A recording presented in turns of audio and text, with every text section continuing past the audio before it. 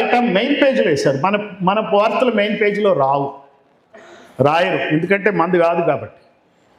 ఇది రేపు మెయిన్ పేజీలో వచ్చిందంటే ఏ పత్రికలో వచ్చినా అంటే వాళ్ళు కొంచెం విఘ్నత పాటించారు అని నేను అనుకుంటాను. అది ఉందో లేదో మళ్ళీ రేపు తెలుసుకుందాం. మనం ఆశాభావంతో ఉందాం, అందులో తప్పేం లేదు. కాకపోతే ఈ మెయిన్ పత్రికలో ఈయన వేయటం జరిగింది.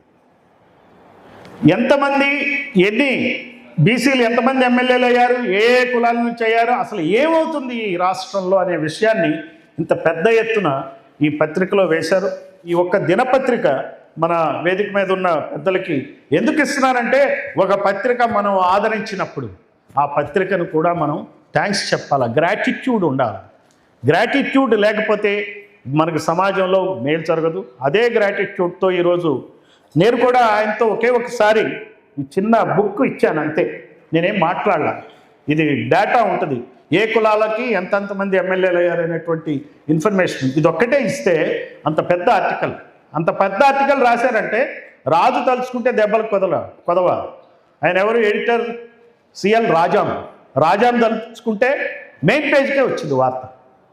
అందువల్ల వారిని సందర్భంగా మీ సమక్షంలో ధన్యవాదాలు తెలియజేస్తూ